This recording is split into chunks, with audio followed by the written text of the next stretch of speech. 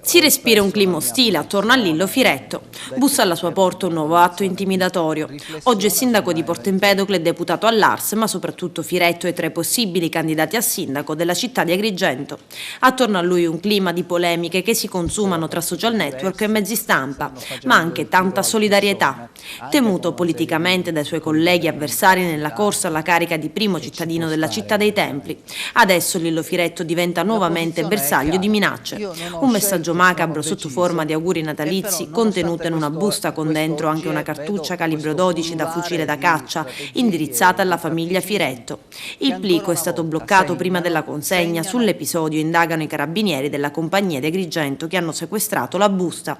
Come detto nel primo atto intimidatorio ricevuto da Firetto, il primo risale al 18 gennaio 2011, quando ignoti hanno lasciato sul parabrezza della sua automobile posteggiata in una traversa di San Leone nei pressi del suo vecchio domicilio 2 proiettili calibro 38, un ritaglio di giornale con la sua foto e la scritta 2011. Poi il 10 aprile scorso, intorno alle 7:50 del mattino, una telefonata raggiunge la nostra redazione con il seguente messaggio intimidatorio: se il sindaco di Porto Empedocle non si dimette entro oggi, facciamo scoppiare il comune La Posta.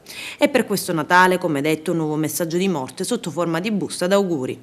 E non tarda ad arrivare anche la solidarietà nei confronti di Firetto. Tra i primi a manifestare sentimenti di vicinanza e di condanna per l'episodio il capogruppo DC all'Ars Mimmo Turano, per il quale siamo di fronte ad un episodio inquietante che va a turbare giorni che dovrebbero essere sereni per tutti. Ci auguriamo si faccia presto piena luce su quanto accaduto. Siamo certi, conclude Turano, che tutto questo non fermerà l'impegno di Lillo Firetto e la sua azione amministrativa.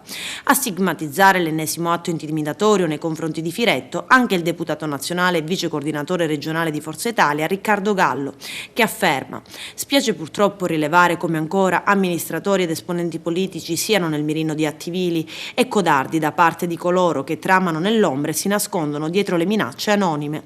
A Lillo Firetto, conclude Gallo, solidarietà e incoraggiamento a mantenere e proseguire con lo stesso slancio il proprio impegno amministrativo e politico.